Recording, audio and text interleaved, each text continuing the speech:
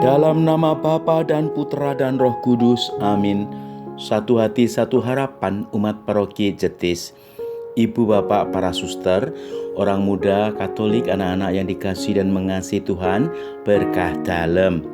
Hari Kamis masa Paskah Minggu ke-7, kita memasuki novena Pentakosta hari ke-7.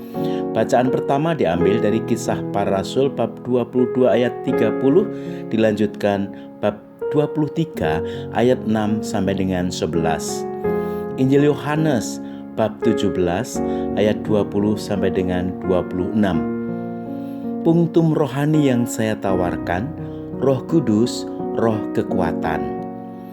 Apakah kita sebagai manusia hidup penuh dengan kelemahan? Karena kita merasa lemahlah, maka kita memerlukan kekuatan yang berasal dari Tuhan.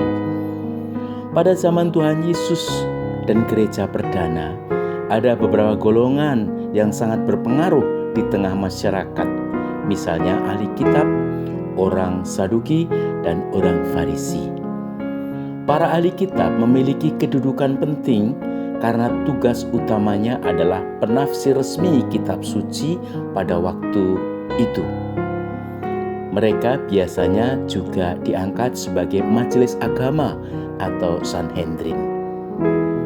Orang Saduki berasal dari keturunan Imam Sadok yang memiliki strata tinggi karena merekalah yang memiliki kewenangan untuk mempersembahkan korban di bait Allah selain keturunan Harun dan Lewi. Orang Farisi disebut sebagai orang yang memahami hukum dengan baik, sebuah kelompok religius di dalam Yudaisme. Mereka memegang erat Taurat dan tradisi para nenek moyang dengan ketat. Ketika Santo Paulus dihadapkan pada mahkamah agama seperti dalam Kisah Para Rasul bab 22 ayat 30, dilanjutkan bab 23 ayat 6 sampai 11, Santo Paulus berhadapan dengan kelompok-kelompok ini.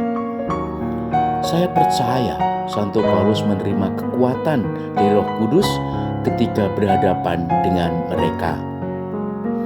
Ketika Santo Paulus berbicara tentang kebangkitan orang mati sebagaimana dipahami orang Farisi, maka golongan orang Saduki yang tidak percaya adanya kebangkitan orang mati menimbulkan keributan tersendiri pada dua kelompok yang berbeda pandangan itu. Bisa dibayangkan suasana pada waktu itu. Novena hari ke-7, kita memohon karunia Roh Kudus yang memberikan kekuatan kepada kita jika kita harus mempertanggungjawabkan iman kita tentang Tuhan Yesus.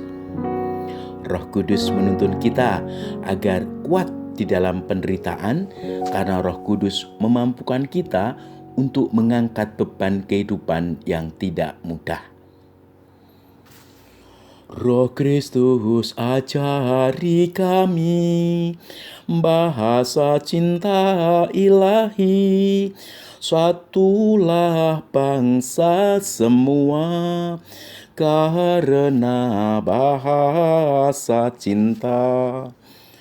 Cinta yang laksana api, kobarkan semangat kami, agar musnahlah terbasmi jiwa angkuh hati dengki.